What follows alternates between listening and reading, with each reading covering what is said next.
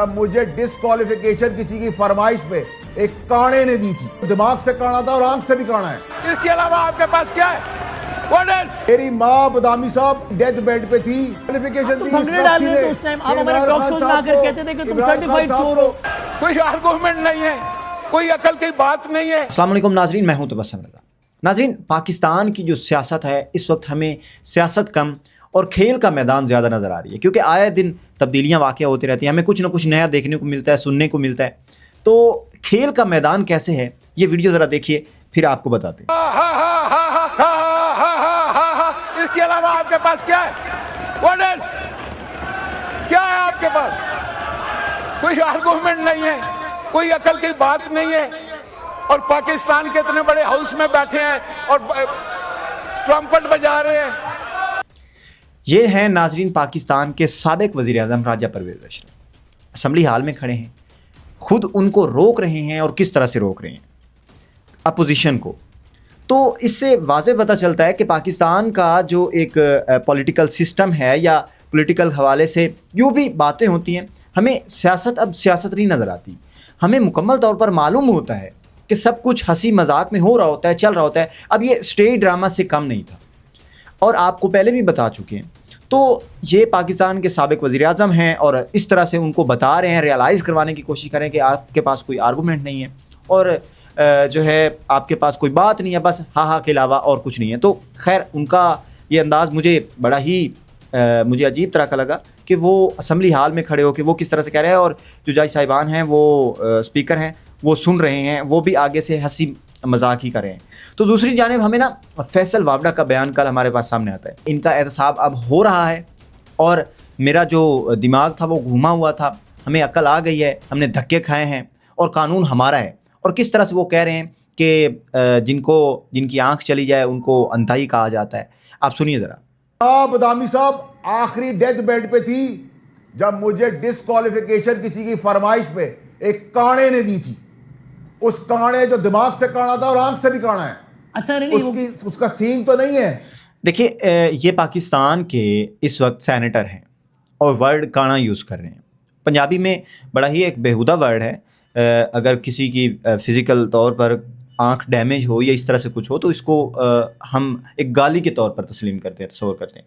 तो ये पाकिस्तान के सेनेटर हो के जो कि PTI में रहे हैं 2010 से 2022 तक, तो PTI के साथ इनकी बहुत सारी खिदमात हैं। तो ये देखें कैसे वर्ड इस्तेमाल कर रहे हैं। और आगे चल के बताते हैं कि मेरे साथ जो हुआ, मेरी वालदा की डेथ हुई उस मौके पे, तो वो मेरी तरफ एक खुदा की पकड़ थी। अब इस तरह से अगर देखा जाए तो इस्लाम को लाया जाए बीच में कि खुदा की पकड़ थी, तो फिर शायद कोई भी ना बच सके।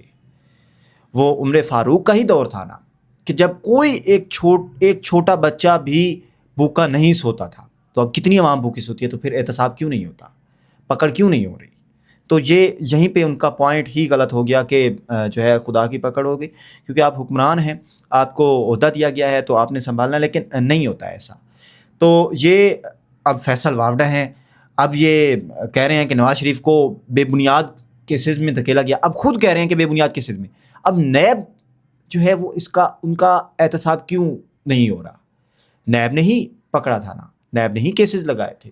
अब इमरान खान पर लगाए, इमरान खान साहब बाहर आएंगे 5, 7, 8, 10 साल बाद या 2 साल बाद, तो फिर नैब का एहतसाब कौन करेगा?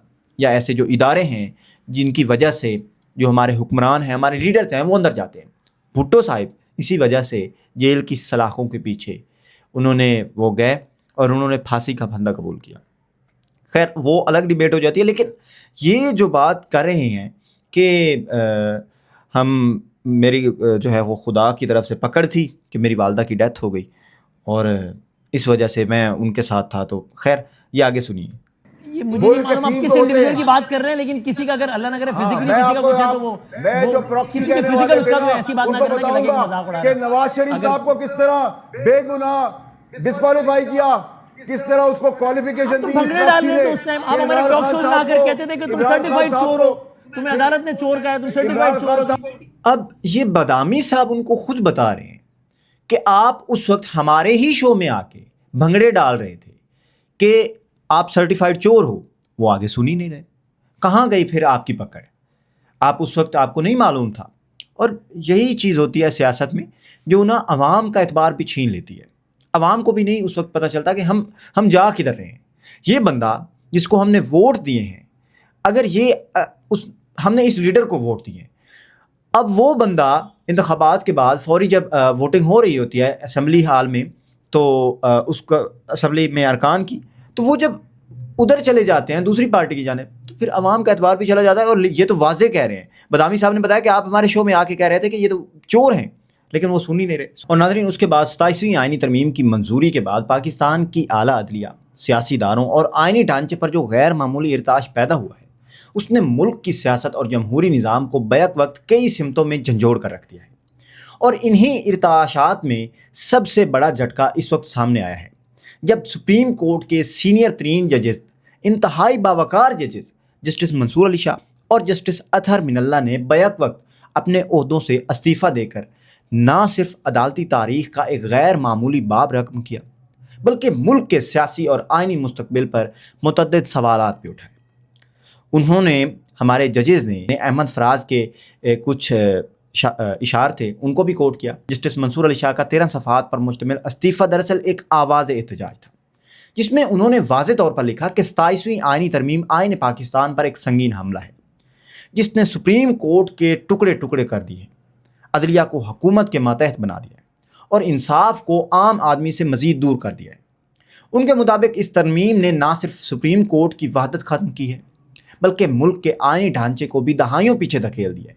اس کے علاوہ بھی ہمارے پاس اور بھی خبر آئی ہے ججز کے حوالے سے کہ انہوں نے استعفیٰ کیوں دیا. خیر یہی وجہ تھی، آگے چل کر آپ کو بتاتے ہیں. اور ان کے استعفے کا لب لباب ایک ہی جملے میں سمویا جا سکتا ہے کہ یہ ترمیم آئینی جمہوریت کی روح پر کاری ضرب ہے. دوسری جانب جسٹس اطہر من اللہ نے بھی اپنے استعفے میں یہ شدید خدشات ظاہر کیے کہ ترمیم کے ممکنہ نتائج آنے والی نسلوں کے لیے تباہ کن ثابت ہو سکتے ہیں. اور انہوں نے یاد دلایا کہ چیف جسٹس کو پہلے ہی خط لکھ کر ہم نے آگاہ کر دیا تھا کہ اس ترمیم کی بعض شقیں مستقبل میں آئینی نظام کو بری طرح متاثر کریں گی.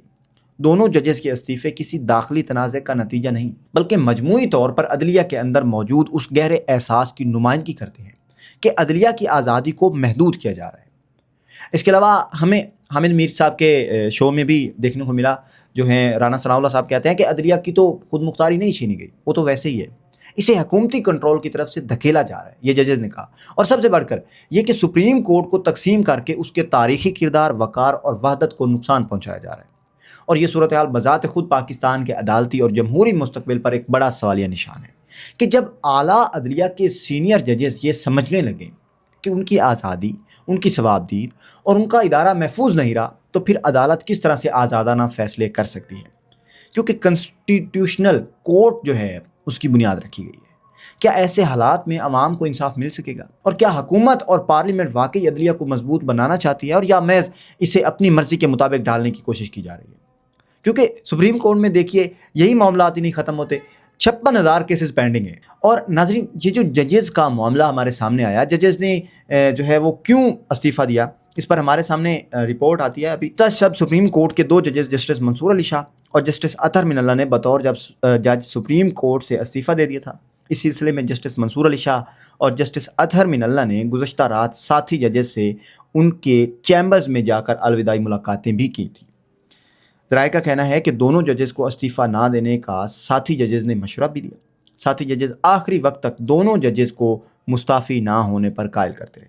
بعد ازاں دونوں ججز نے ساتھی ججز سے ان کے چیمبر میں ملاقاتیں کر کے استعفیٰ دیا اور کورٹ سے روانہ ہو گئے. تو یہ جو تبدیلیاں رونما ہو رہی ہیں، ہمیں آئین میں چیزیں دیکھنے کو مل رہی ہیں. ایئر فورس ایکٹ ترامیم بھی منظور ہو گئی ہے، جس کے ساتھ ہی آرمی چیف کی مدت ملازمت 2030 تک طے کر دی گئی ہے. تو ناظرین، حکومت کی جانب سے ان ترامیم کو معمول کی قانونی قراروائی دیا گیا ہے، لیکن سیاسی تجزیہ نگار یہ سوال اٹھا رہے ہیں کہ جب ملک میں عدالتی بحران بڑھ رہا ہو، جب سپریم کورٹ کے سینئر ججز استعفیٰ دے رہے ہوں، جب آزاد کشمیر میں حکومت تبدیل ہو رہی ہو، اور جب سیاسی جماعتیں ایک دوسرے کے خلاف محاذ رائی میں مصروف ہوں، تو ایسے وقت میں فوجی قوانین میں بنیادی ترامیم اور آرمی چیف کی مدت کا طویل کا تعین کیا پیغام دیتا ہے؟ کیا چیز ہمارے سامنے آتی ہے؟ کیا یہ پاکستان کے طاقت کے نقشے کو مزید ایک طرف جھکا دینے کی کوشش ہے؟ کیا ہم اسی مارشل لا میں ہیں جس کا 2010 میں ہمیں بتایا گیا تھا کہ اب اس کا خاتمہ ہو چکا ہے. کیا جمہوریت واقعی وہی ہے جو آئین کہتا ہے؟ تو ناظرین ہمارے پاس ہمیں واضح طور پر نظر آ رہا ہے کہ سیاست نہیں رہی، سیاست اب ایک کھیل کا میدان بن چکی ہے. تو انشاءاللہ ملتے ہیں اگلے ولاگ میں. خیال رکھیے گا اپنا، اپنے اس چینل کا. اللہ حافظ.